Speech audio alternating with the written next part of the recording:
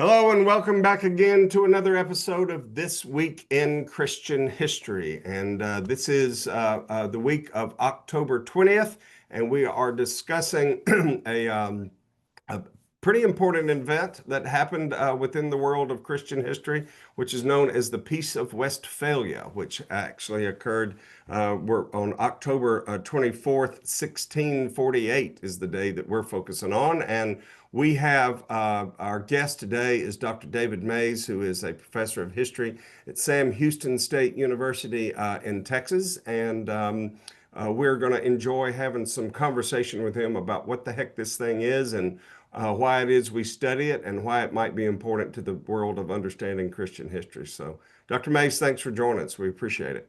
Happy to be with you. Thank you. Absolutely. Well, tell us kind of what that is. Give us some background as into this is a peace to decide what? A treaty of what? What was going on that there needed to be some kind of a peace to be solved? The Peace of Westphalia in 1648 brought an end to what historians call the 30 Years' War, which began in 1618, and it raged across much of what is Central Europe today. So particularly the lands of Germany, present day, but also some neighboring lands as well. And it was maybe not continuous 30 years of warfare. It went through phases when it was underway, and then there was a pause, and then there was a new phase that started during the war, and it went through four of these as historians talk about them. And then finally, towards the conclusion of the war in the 1640s, diplomats, envoys, ambassadors, others gathered in a land known as Westphalia, which is in present-day northwestern Germany. And they spent close to about 5 years hashing out terms that would bring a conclusion to the war. And so that's why it is known as the Peace of Westphalia, because that is where they gathered in towns like Osnabrück to hash out the terms of agreement and bring an end to the conflict.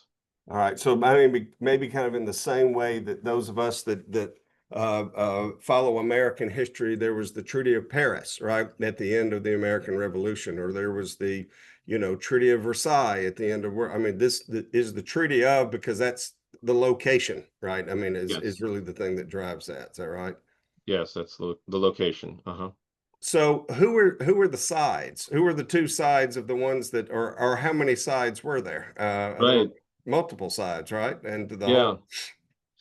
whole. Um, it's, of course, like many history things, this is a highly complicated affair, and it doesn't lend itself to a neat, easy, this side, that side, this party, that party.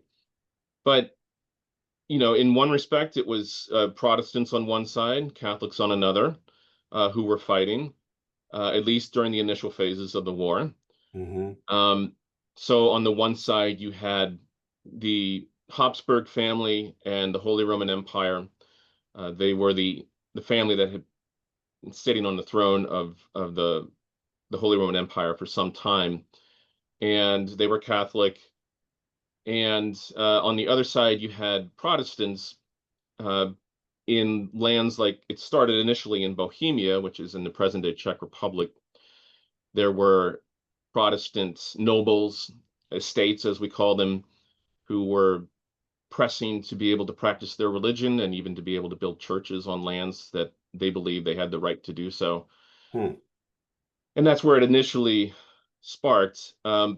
Then there were other Protestant parties that joined into this um, over the course of the conflict. So the Palatinate, that's in around the present day Rhine region of Germany, sort of the west central part of present day Germany. Um, and then subsequently, the Kingdom of Denmark, also Protestant, joined in. Um, Subsequent to that, the Kingdom of Sweden joined into the affair, and they were Protestant as well. And so these and other Protestant cities and principalities were joining in the conflict in opposition to the Habsburg imperial forces. Interestingly, by the end of the war, it was France that was fighting against the Holy Roman Empire. And that is intriguing to historians, not least because France was Catholic. And so you Right. had a Catholic power in France fighting against a Catholic power in the Holy Roman Empire. And so, in that respect, it doesn't neatly fall into this continuous Protestant versus Catholic conflict throughout the course of the war, because there were other interests involved beyond just matters of religion. Well, I mean, and so correct me on this, but if my understanding about why, excuse me, that the French got into it, they saw this as an opportunity while the fighting was going on to go in there and get something else that they wanted or something else that they desired to be able to, as a part of this big neighbor next to them. They've been worried and or resentful for a century after they didn't just because, right? Because I guess Charles V had, was on both sides of their border, right, for such a long period of time, and they felt kind of boxed in. I mean, is that a fair thing, or is that oversimplifying it? No, that's the Habsburgs were the most powerful family in Europe, had been for some time, and they were sitting not only on the throne of the Holy Roman Empire, but also in Spain and in some lands around the Low Countries, and so in the 16th century, for example, Spain was a mighty power, and the Habsburgs sat on the throne of it then, and they were able to assert themselves pretty strongly against France. And as you get into that 17th century, France is trying to maneuver to be in a more powerful position vis-a-vis the Habsburgs. And so they sensed that the Habsburgs were trying to coordinate anti-France alliances and networks. And of course, France is trying to fight against that.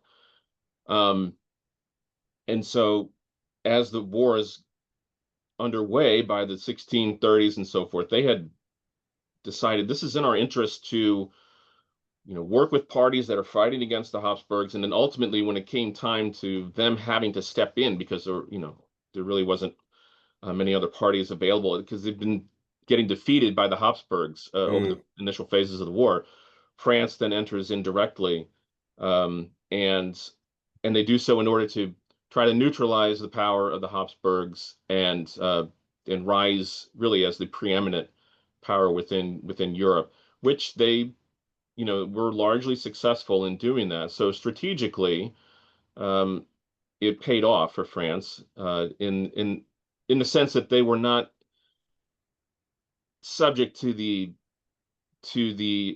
subject's a bit strong. They were not as sort of in a strategically difficult position vis-a-vis the Habsburgs as they had been prior to that war, the 30 Years' War. Mm-hmm. Or they, but I mean, is it fair to say that this was really kind of the beginning of the end of the Holy Roman Empire after all this, just because there was so much torn up in between and so many other principalities and little pockets of, states and estates and little kingdoms that all just start pulling out from what is this, what was this one unified territory? Yeah, the Holy Roman Empire, by historians speak of it as having been around since the year 800, when Charlemagne was crowned by the Pope in Rome. It first got its name, the Holy Roman Empire, starting in the 12th century under Frederick Barbarossa. And yes, it is by 1648 at the Treaty of Westphalia, the Holy Roman Empire will continue to exist until the early 1800s when Napoleon brings an end to it. So it still survives for another 160, 70 years, but it's fair to say that it was not what it had been in centuries past, certainly under times like Frederick Barbarossa or during the time of Charles V in the early 16th century. I mean, you still had Holy Roman emperors, but those principalities, larger and smaller, and various free cities that were in the empire, they acquired even greater degrees of power and sovereignty by the end of that 30 Years' War. So it was easy then for someone like Voltaire in the 18th century to mock the Holy Roman Empire as, neither holy nor Roman nor an empire. Did he come up with that? Is he the one that said that? Yes, it's attributed to him Okay. as having said that. Okay. So Yeah, yeah, and it carries on, but it's not very strong. as any kind of unified force after 1648.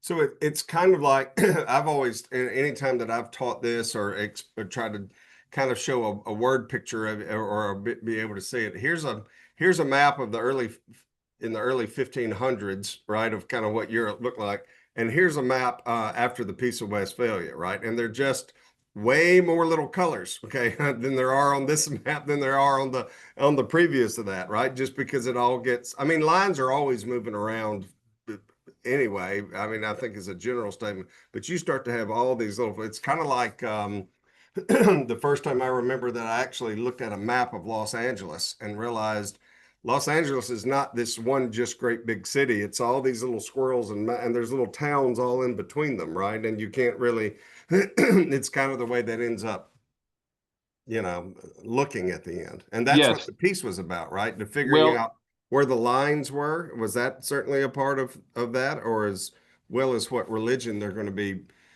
practicing within that, or denomination, I should say, rather within that?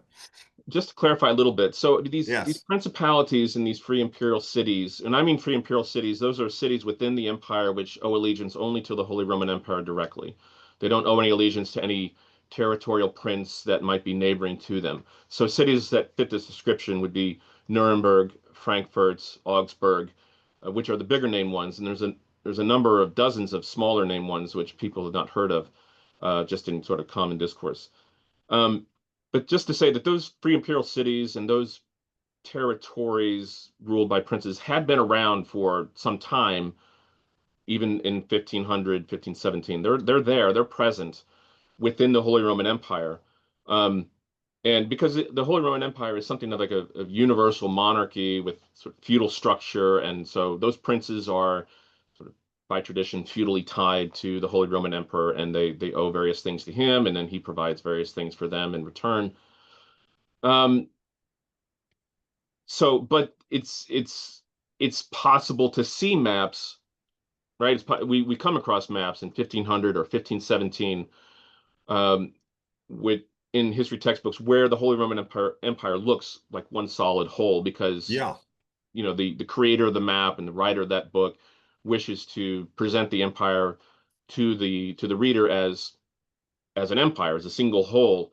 Um, but it's again by 1648, because it has been weakened as any kind of singular polity to the degree that it has, it just makes even more sense by that point in the maps to show I all got, those principalities and cities within it, if I that got you. helps to clarify a bit. Yeah, so had always kind of air quoted been there. It's Yes. just that them being more independent and maybe being different in the way, particularly whether they were going to be Protestant or not, or whatever, that would show, hey, we may have been neighbors and previously we kind of gave our fealty, if you will, or some support back to this greater thing we can call the Holy Roman Empire. But because of this, after the peace, we're kind of doing our own thing over here. I mean, Yes. that's not necessarily militarily, I would say, maybe, right? But they understand you can pass every edict you want to pass. We're doing our own thing over here as it relates to how we're going to do church and how we're going to do this and how we're going to do our religion. Is that right? Or Right. And let is me, that yes, and let me piggyback on that point, and then we can talk about it further if you want. Um, there had been a peace in the empire back in 1555, which is known as the Religious Peace of Augsburg. And this came towards the end of that initial phase of the Reformation, which began in 1517. And by the 1530s, there was a Protestant league that had formed, known as the Schmalkaldic League. And by the 1540s, they're now in combat with imperial forces, and they're battling not least over religion, the right to be able to practice the religion they want. Um, Charles V, by that point, 1530s, 40s, he is now turning his focus primarily on this matter. Prior to that, in the 1520s, he was distracted with some other things like the Turks who were closing in on Vienna. Um, and it finally came, long story short, by the end of those conflicts in 1540s and 50s, they came to the Religious Peace of Augsburg. And the conclusion of that, as far as religion goes, is summed up in a formula, a Latin formula, which was coined later by a lawyer from a town called Greifswald, later in that century. And the phrase was "Cujus regio, eius religio," and it means who's the region, his the religion. And that meant that within the empire, uh, those estates within the empire which wished to practice religion according to the Roman Church were had the right to do so, and those which wanted to practice religion according to the Augsburg Confession, which we often associate with the term Lutheranism or a Lutheran practice of religion, were free to do so. And so that brought an initial peace within the empire over this conflict of which religion is the right one, the true one, and which one should be practiced. And it allowed these differing parties to coexist within the empire, keep the empire together in 1555. And just to then sort of conclude this point and drawing on Yeah. what you were saying, by 1648, at the end of the 30 Years' War, it again brought a peaceable agreement concerning religion within the empire. And at that point, again, it grants the right to these estates within the empire to practice Roman Catholicism or practice religion according to the Augsburg Confession, or the third party by then, which was the Reformed Party, also known as Calvinists, those who had adopted Calvin's theology in the empire and wished to be able to have the right to practice that. That was a controversial point in particular at the discussions in Westphalia in the 1640s, and late in that Congress, they allowed the Reform Party to enjoy those same rights. And so subsequent to that, the conflict over religion within the empire was largely settled, if as far as it concerns the Holy Roman Emperor and the estates within the empire. I get you. In the more of the governance and political part of it. I mean, like, I mean, that's kind of moves me on. I still may be hacked off that I am a Roman Catholic having to live in a place where I got a Protestant king, right, or a ruler. That still may not be anything that I'm all that excited about, but it doesn't mean that we're all about to go take up arms this afternoon and go fight over that. We've kind of settled some of that piece to it. Right. There's many people in the Holy Roman Empire, in many of the lands where the prince adheres to one kind of religion or confession, but the subjects adhere, maybe some, maybe many, maybe just a few, whatever, adhere to a differing, opposing confession or religion. And so now the princes, in some ways it's a contradiction head on. The prince is permitted to declare this is the official religion of the territory of my realm, but these subjects within it were now given it kind of depends, they're either given there's sort of three tiers, if you will. They're either permitted to have the right to practice their religion publicly, or they're given the right to practice it privately, which means, for example, that the building in which they're assembling and worshiping is not permitted to have a spire or bells. And then the third sort of classification was domestic devotion, right? So those, and whether it's the one or the other depends on the status of that particular confession or religion back in the year 1624, and where things were at that point in time. It's called the normal year in for those who were discussing things at Westphalia. But that gets into the nitty gritty and the weeds quite a bit. But the general idea is that people are going to be permitted to to one degree or another to be able to adhere to the religion that they wish to do so. Mm-hmm. Hey, we're enjoying our conversation here with Dr. David Mays, and we're talking about the Peace of Westphalia in 1648. So two kind of big things that are flowing around in my brain. After we go through this thing from the Peace at Augsburg and the things that goes in and around the German Peasants' War and all the rest of this, where there's, absolutely taken to arms fighting, right, over this. How does it tip into actually becoming more fighting, and where a 30 years war kicks off understanding they're not fighting every minute of every day of the 30 Yeah. years. I get that, but that general time frame. How do you go from having dialogue and conversation and theology and everybody trying to kind of figure out what they're doing to actually picking up a pitchfork and going forward to say, by golly, we're going to run these guys out of here or get whatever it is we want, or et cetera?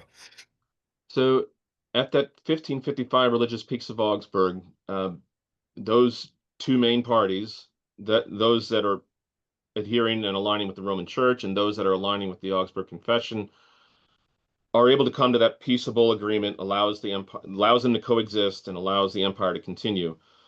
And there is what one historian calls sort of the halcyon days following that. There's a period in which things are relatively tranquil within the empire, as goes religion. Um, Nevertheless, in Geneva, John Calvin had been establishing the Protestant Reformation there, starting around 1540, and develop, really lays out his theology and his understanding of how the church should be run and organized. Um, had some differing theological understandings of some core issues as it concerns things like the Eucharist, and um, and so this theology finds its way into the Holy Roman Empire.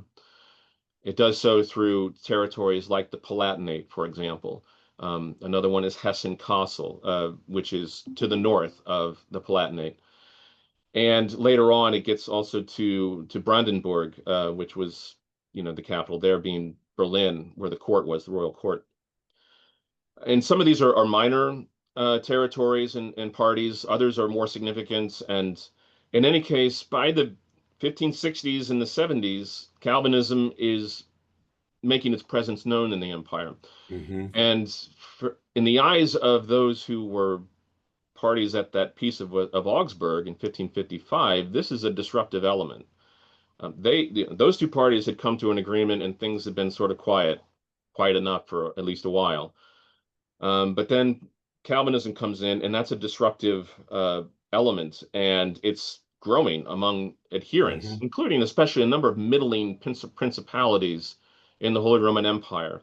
And there's some, argument as to why it is that those principalities in particular might have been attracted to Calvinism. And one argument, for example, is that Calvinism sort of gave a mandate to those princes to increase the number of institutions and disciplinary bodies in order to establish a properly disciplined Christian subject population. And so that proves attractive to those middling principalities, also because it enables them to sort of bolster their strength and be able to hold off and fend off any larger, more powerful principalities that are trying to muscle in. Huh. Okay. So, and then Calvinism makes the Eucharist front and center again. I mean, again, those two parties at Augsburg have been able to sort of agree to disagree. Calvinism comes in, and, by the 1570s, the Eucharist is back at the center of major hot theological conflict again. Um, so that's one big reason. Another one is that the Roman Church mounted what historians refer to as the Catholic Counter-Reformation, and there's a whole lot of dispute as to what that movement should be called. But a traditional name attached to it is the Counter-Reformation, or the Catholic Counter-Reformation, and that's well underway by the 1560s. The Council of Trent had been held from 1545 to 1563. Mm-hmm. The Jesuits had formed in the 1540s and 50s, and so the Roman Church is making its efforts to reclaim lands that have in the Holy Roman Empire that have been lost to either those that adhere to the Augsburg Confession or those now that are attracted to Calvinism. And so this makes things more combustible as that Mm-hmm. century wears on into the 1600s. Um, there was a Protestant League that had formed by 1608-09, and that was a league that purely defensive. It brought together so-called Lutherans and Calvinists in a mutually agreed upon defensive alliance. They were otherwise the Lutherans and Calvinists were quite hot towards each other. In the popular imagination, people think of Protestants versus Catholics. Right. What gets overlooked very easily is the fact that in the later 1500s, early 1600s, the tensions and the conflicts that was felt between Lutherans and Calvinists burned as bright or even brighter than it did between Lutherans and Catholics. Not least again because the Lutherans and Catholics had been able to settle things in 1555 at Augsburg, and now the Calvinists have come in and they've brought some disruption. The Calvinists tried to lay claim that they were in line with the 1530 Augsburg Confession, that they adhered to it, that they were merely improving upon certain things, correcting certain things that might need some tweaking in it, according to their theology. The Lutherans largely rejected the Calvinist claim that they were, adherents to that 1530 Augsburg Confession. Legally, it was important for the Calvinists to try to make that claim, because if they can claim that they are adherents to the 1530 Augsburg Confession, then they can enjoy some of those protections that were secured under the 1555 religious Peace of Augsburg. Okay. So, in any case, by the time you get to the early 1600s, temperatures are getting hotter between those three main religious parties in the empire. But again, it's not purely a religious conflict. There's all kinds of, territorial and dynastic and economic and political considerations that must be weighed in this equation. It's not a neat and clean, purely religious conflict that's brewing. Wow. But so let's just talk a minute, if we can, about kind of what actually took place in Westphalia, right? I mean, how many years was it? 5 years? About 5 years, Okay. 1643 to 1648. So do I have this right in my brain, that there were multiple things that were like these two principalities or these two groups were having to settle on this, these four are having to settle on those three things. They had to wait till the other guy got there from wherever they were coming from. They get a new prince, or they do somebody else, they change hands. And it's not like just like, let's just say at the Treaty of Versailles at the end of World War I, right, where they all just go in there at once and everybody's, or maybe it's kind of like that, right? You have all these different countries who are all trying to be able to solve, and then there's the big piece that kind of comes together. Am I oversimplifying that, or is No, that? there's a lot of clauses in the treaty which are just directed and concerned with this territory or these two parties over in this corner of the empire and these three parties over in that corner of the empire, and they're trying to bring resolution to all these various aspects of conflicts just in certain locales or certain regions.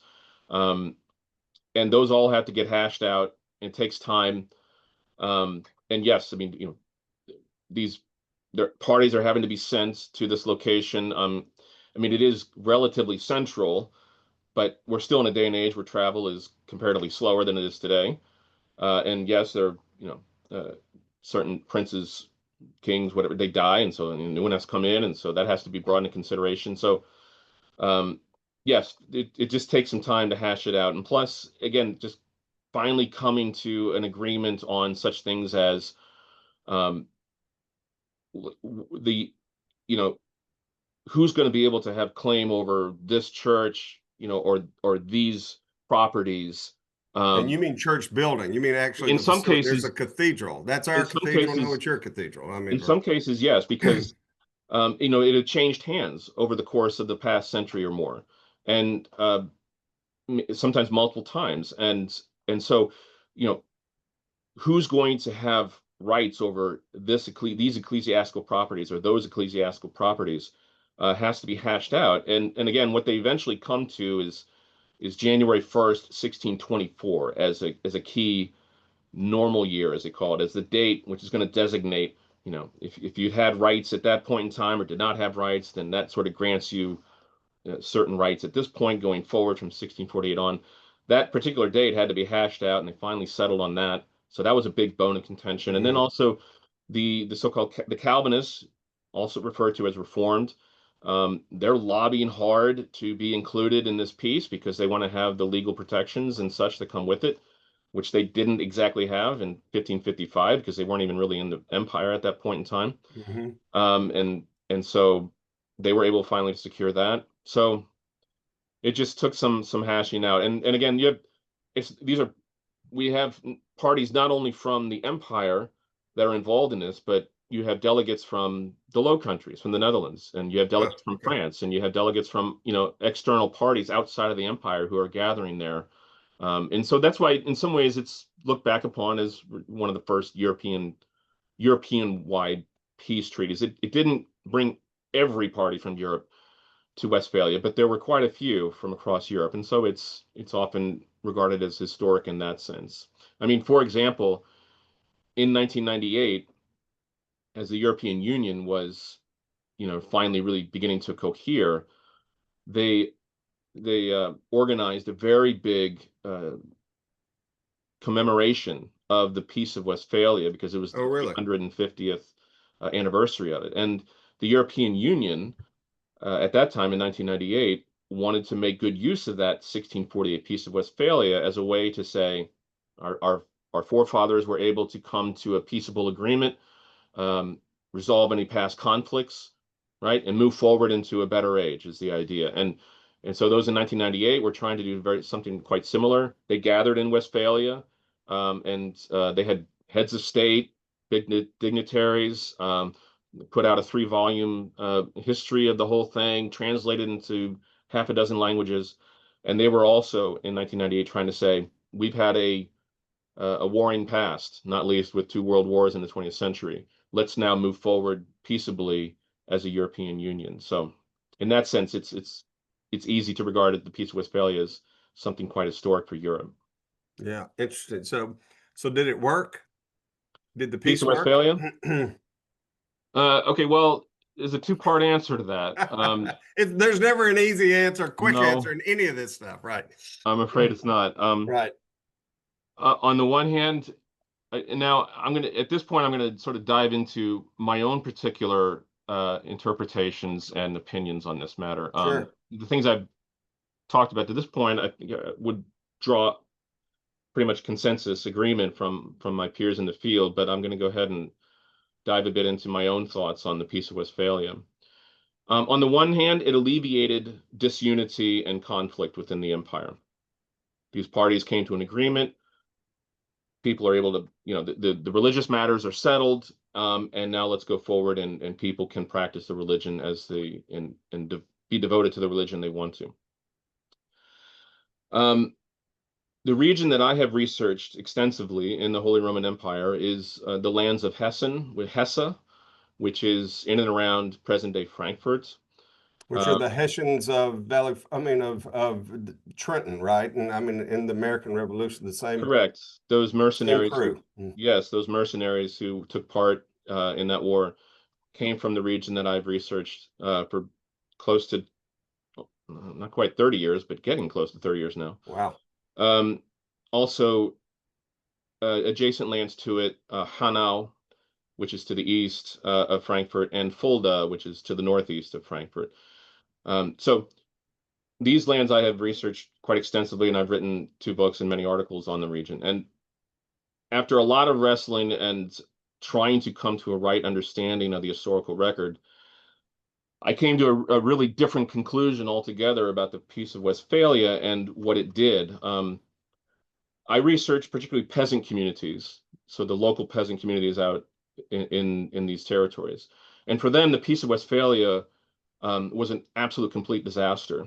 And it really ruined, not all of them, I don't mean every single last village or peasant community, but at least half of them were severely disrupted and torn apart by the consequences of the Peace of Westphalia. And to try to summarize the argument briefly, what I've come to the conclusion is that prior to 1648, there actually were no Protestants and Catholics. There were no Lutherans or Reformed.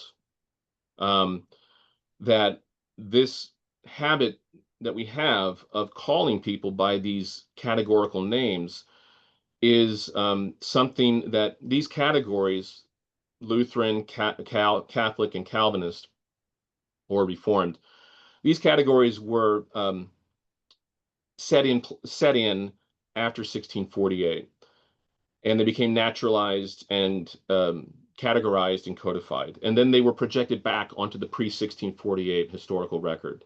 And so there developed a pattern of historical writing and the habit of calling people in the 16th century and early 17th century by either Catholic and Protestant or Catholic, Lutheran, and Reformed. Instead, what I've come to the conclusion is that instead there were just Christians. And there were two kinds of Christians prior to 1648.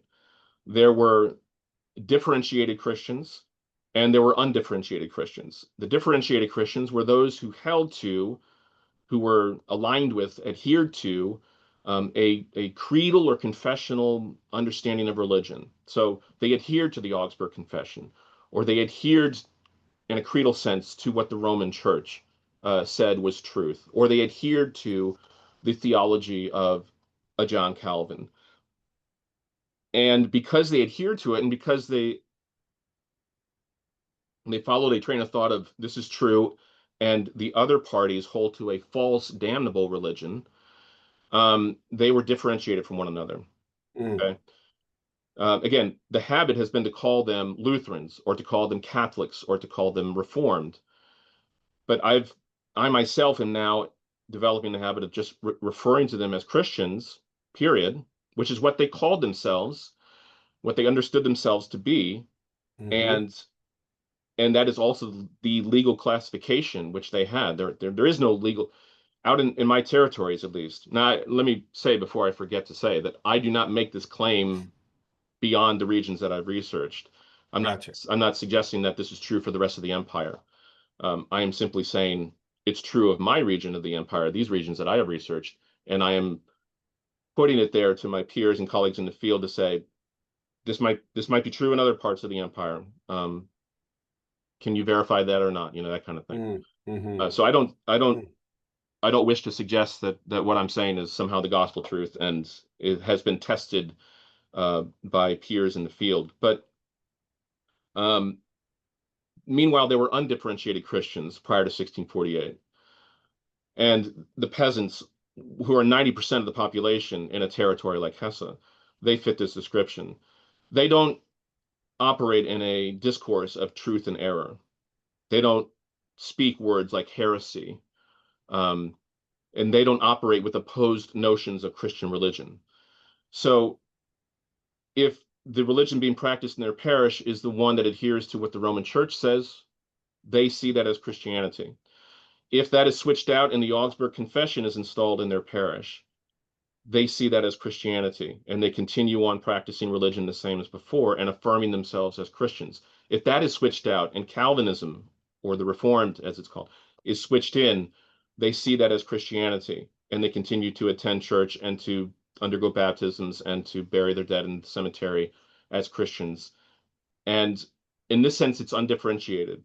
And so they are not, this is the bulk of the population in the region. My region, by the way, which I say my region because it feels like it's mine now.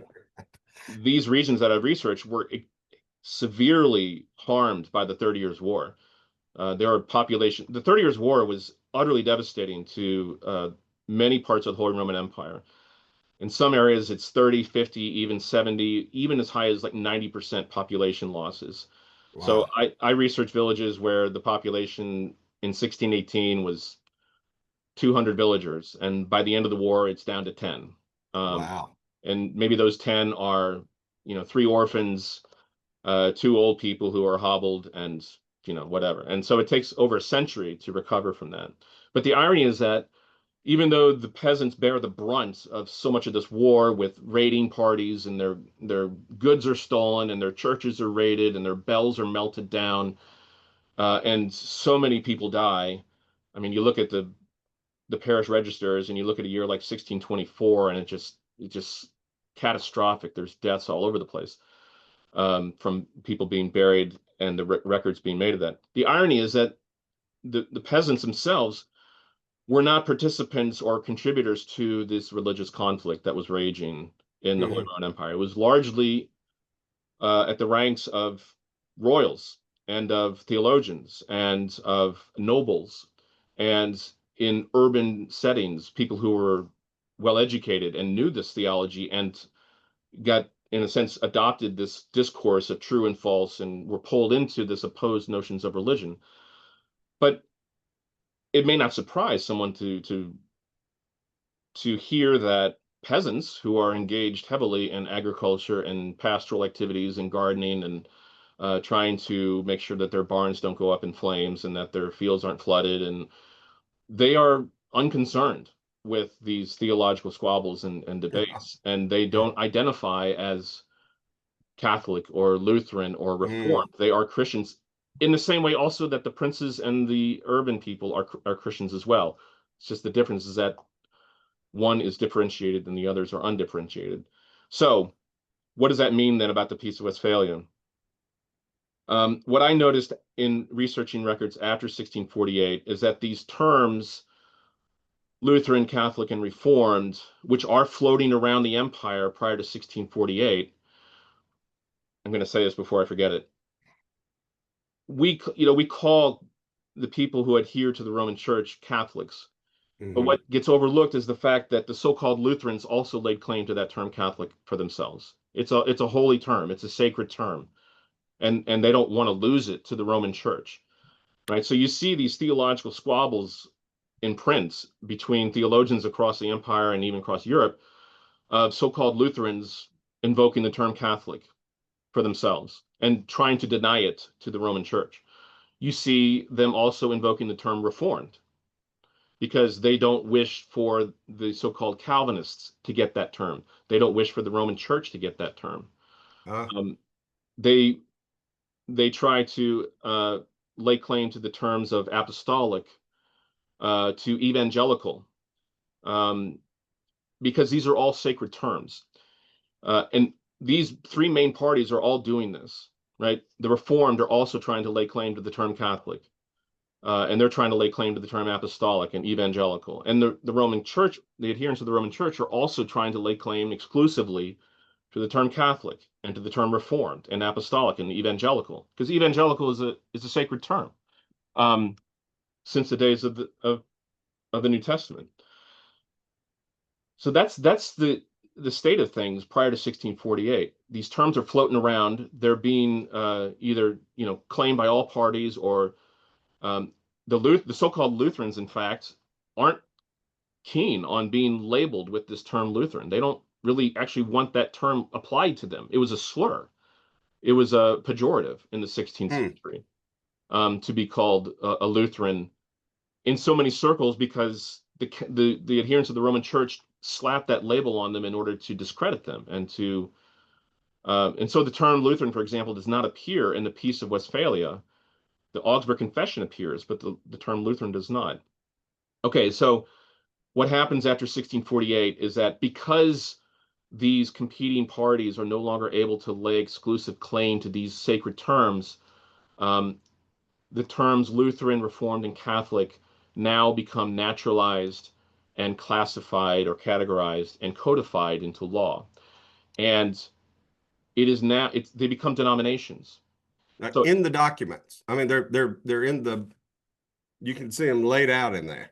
Well, for example, in the 1555 Religious Peace of Augsburg, the adherents of the Augsburg Confession refused to let the opposing party, in other words, the adherents of the Roman Church, they refused to let them use the term Catholic for themselves. So the word Catholic does not appear in the 1555 Religious Peace of Augsburg in any way to designate the Roman Church, right?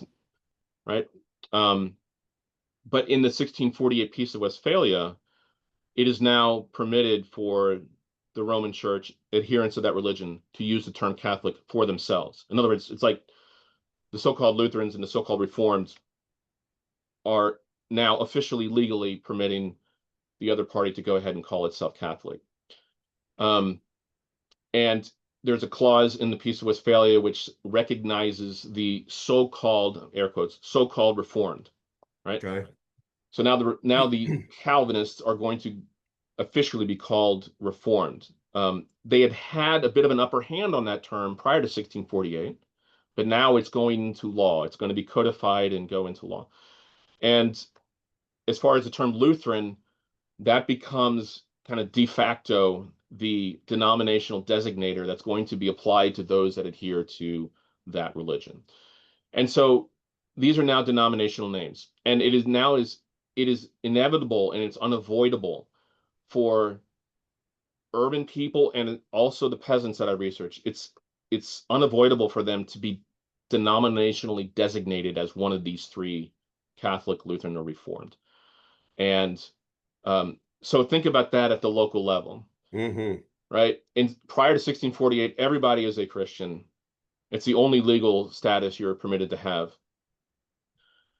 But subsequent to that, everybody's now going to get a denominational designator.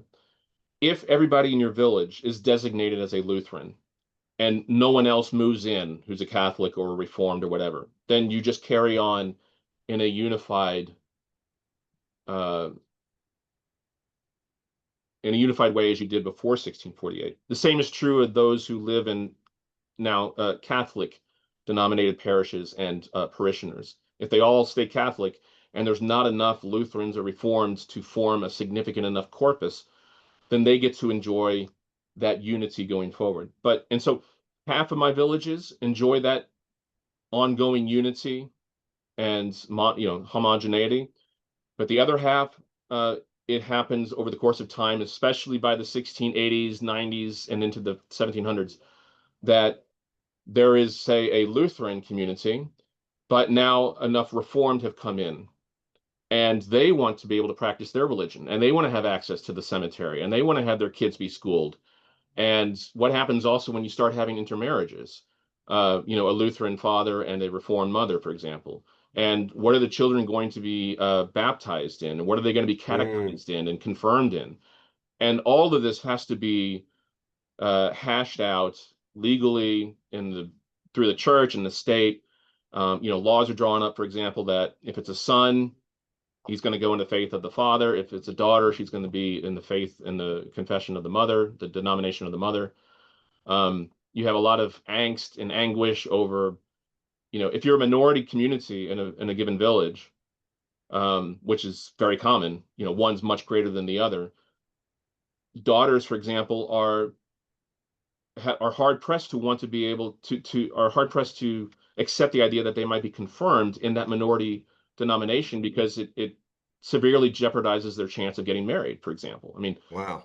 Okay. It's not because they're legally prohibited from doing it. It's just that socially, you're the smaller minority community, and it makes it really difficult.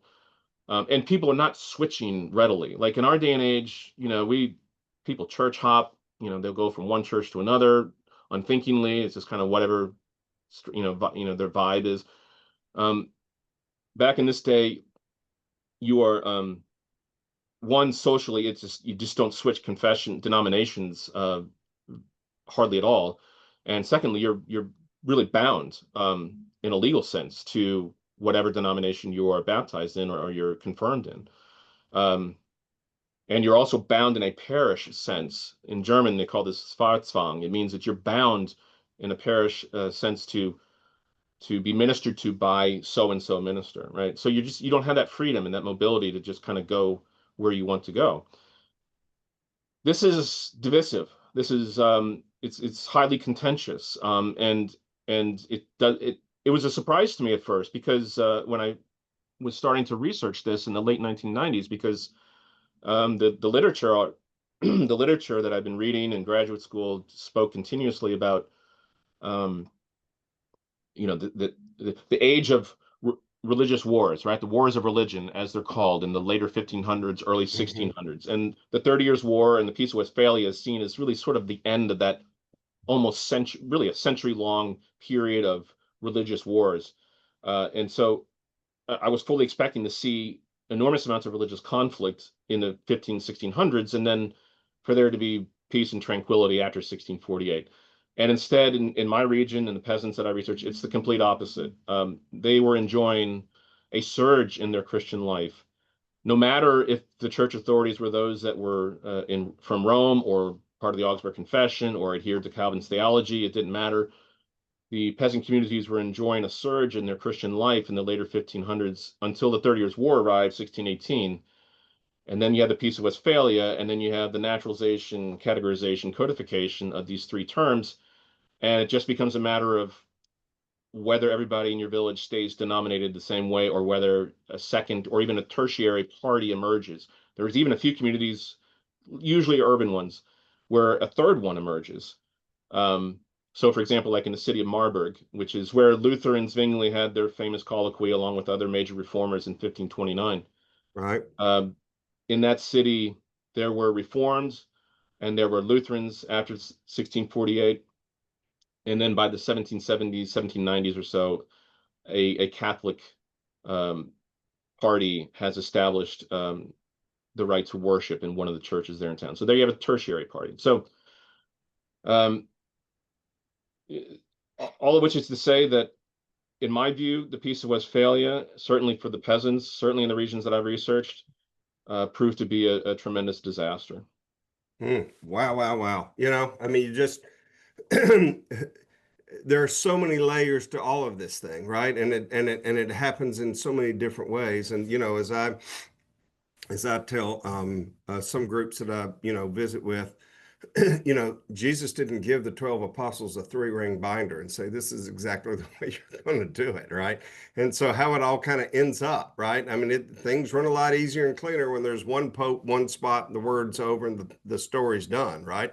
You'd move that out of the picture and then, just like noses, everybody's got one and an opinion that is a different piece based off what you're looking at it, right? And so, whether I'm worried about going back and getting my sheep sheared or getting the crop in or not, that's the thing I'm focused on today.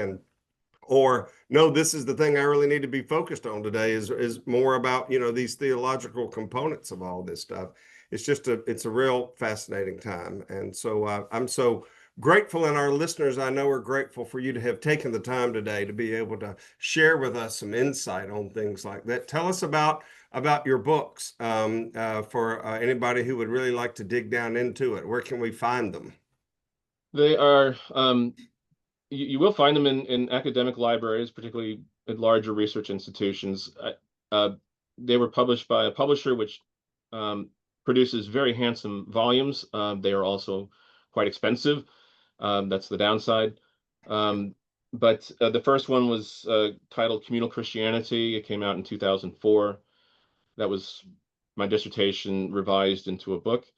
And then the second one was published, copyrighted 2023, and it's titled Christian History in Rural Germany, Transcending the Catholic and Protestant Narratives.